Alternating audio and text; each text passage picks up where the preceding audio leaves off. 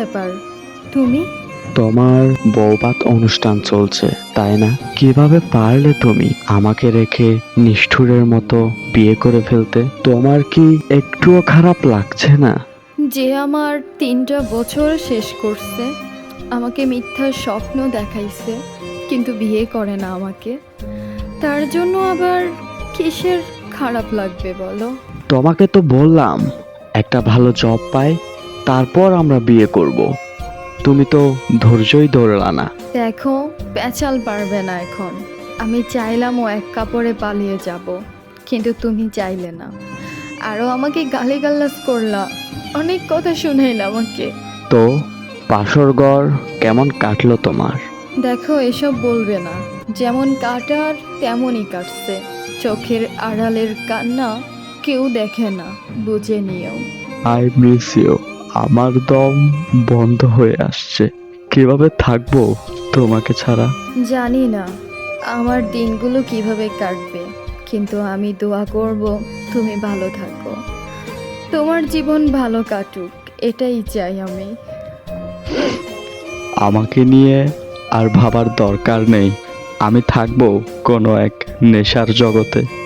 আমার এই নতুন সংসারটা রেখে চলে গেলে তুমি শান্তি হবা? হ্যাঁ, চলে আসো। আমি সব করতে রাজি। প্রয়োজনে আমি মানুষের কাজ করে তোমাকে খাওয়াবো, তোমাকে রাখবো। সরি, সম্ভব না। জাস্ট একটু দেখলাম। কি বলো তুমি? কই, আগে তো এমন করে বলনি, এখন কিভাবে আসছে এই সব কথা? হাইরে ভালোবাসা, থাকলে মূল্য দাও না, চলে গেলে ঠিকই মূল্য দাও তোমরা।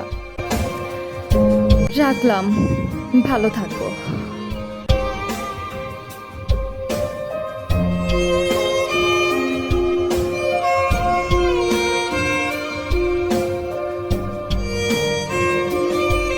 অনেক ধৈর্য ধরেছিলাম, শুধুমাত্র এটা ভেবে ও আমাকে ভালোবাসে, ও আমাকে একটা সময় বিয়ে করবে। কিন্তু সম্পর্কের যখন 6টা বছর পার হয়ে গেল, তখনও আমি ওর মধ্যে কোনো সিরিয়াসনেস দেখলাম না। আমি ওর মধ্যে দেখতেছিলাম ও এখনও যেভাবে পারে ওভাবেই চলাফেরা করবে, ওর লাইফের প্রতি কোনো প্রকাশ দিচ্ছে না। আর ও এভাবে বেকার পড়ে থাকলে আমি কি ওকে বিয়ে করতে পারবো? মোটেই না। আমি ওকে বারবার বোঝাচ্ছিলাম, কিন্তু ও আমার একটুও বুঝে নিচ্ছে না।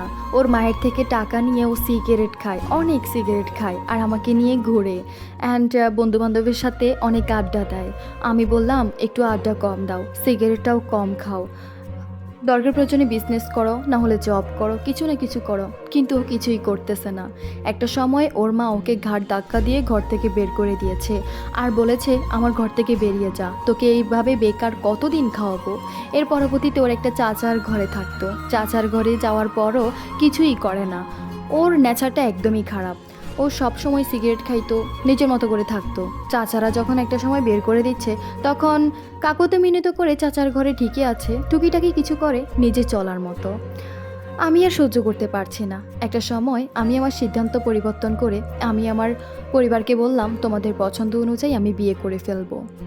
এবং আর কি, আমিও সিদ্ধান্ত পরিবর্তন করে অন্য একটা ছেলেকে বিয়ে করে ফেললাম, কবুল বলে ফেললাম তাকে বিয়ে করে। এখন আমি আমার মতো করে আছি, এবং সে আমাকে কল দিয়ে কান্নাকাটি করছে, আর এখন ঠিকই বলতেছে যে ও আমাকে ভালোবাসে, ও আমাকে ছাড়া থাকতে পারছে না। তাই আমি একটা কথাই বলতে চাই, থাকতে প্রিয়, মূল্য দিও। হারিয়ে ফেলার পর আফসোস করো না।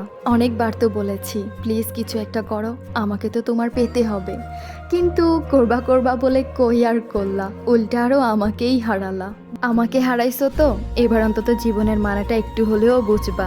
আমি জানি তুমি ভালো থেকো, ভালো কিছু করো, এটাই আমার কামনা, আর কিছু নয়।